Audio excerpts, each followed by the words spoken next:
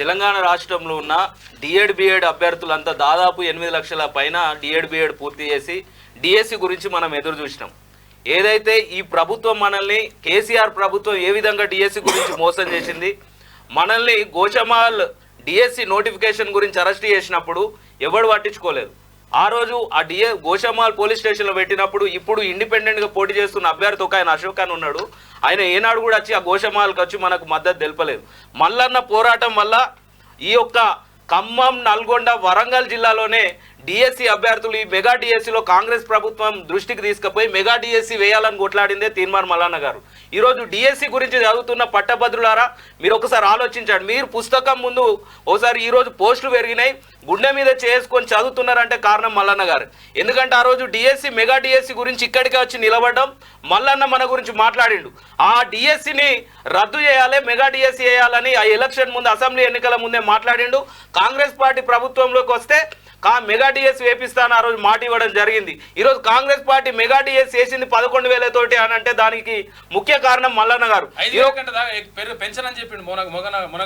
Pension అని చెప్పారు. ఈ రోజు వరంగల్లోనే 138 పోస్టుల నుండి 307 పోస్టులకు పెరగడానికి గల కారణం తీన్మార్ మల్లన్న గారు. హన్మకొండలో 54 పోస్టులు ఉండే, 54 నుండి 187 పోస్టులు ఈరోజు పెరిగినాయి అంటే కారణం ఈ మెగా డిఎస్సి పడ్డా అంటే కారణం తీన్మార్ మల్లన్న గారు. నల్గొండలో కేవలం 219 పోస్టులు ఉండే, ఆ 219 నుండి 605 పోస్టులు పెరిగినాయి అన్న. ఈరోజు నల్గొండలో ఉన్న ప్రతి ఒక్క డిఎస్సి అభ్యర్థి గుండె మీద చేసుకొని చదువుతున్నారంటే కారణం మల్లన్న గారే. ఖమ్మంలో కేవలం 195 పోస్టులు ఉండే, 195 పోస్టుల నుండి 575 పోస్టులు ఈరోజు డిఎస్సి పోస్టులు పెరిగినాయి అంటే తీన్మార్ మల్లన్న.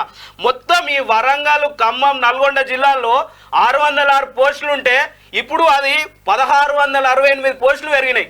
డిఎస్సికి ప్రిపేర్ అవుతున్న ఖమ్మం, నల్గొండ, వరంగల్లో చదువుతున్న డిఎస్సి అభ్యర్థులారా మనందరం ఓటేయాల్సింది తీన్మార్ మల్లన్న గారికి.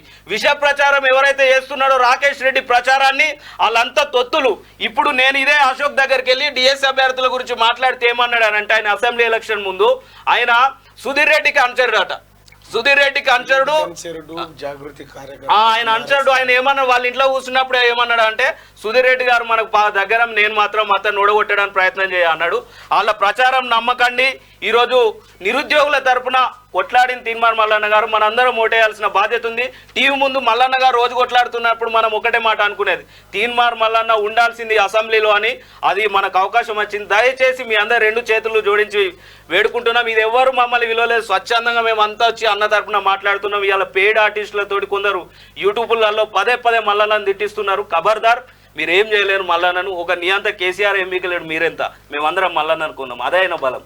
46 జీవోకు సంబంధించి 46 జీవోకు గురించి ఇప్పుడు కేటీఆర్ మాట్లాడుతుండ్రు. మరి ఏం బీక్లో ఉన్నాడు ఆయన? అప్పుడు అధికారంలో నువ్వే ఉంటివిగా మొన్నటి దాకా. 46 జీవో గురించి ఎంత విద్యార్థులు పాపం ఎంతమంది కొట్లాడినరు? కొట్లాడితే ఒక్కనన్నా మాట్లాడినావా? ఒక్కరన్నా దాని గురించి ఆలోచించినవా? మేము 46 జీవో తీసుకొచ్చినాము, మళ్ళీ నేను అది చెరిపేయలేకపోయినాం, ఇప్పుడు చెరిపేస్తా అంటుండు. పీకినా మరి మా అధికారంలో ఉన్నప్పుడు అని అడుగుతున్నారు మరి నిరుద్యోగులు. 46 జీవో తీసుకొచ్చింది కూడా ఈ దుర్మార్గులే.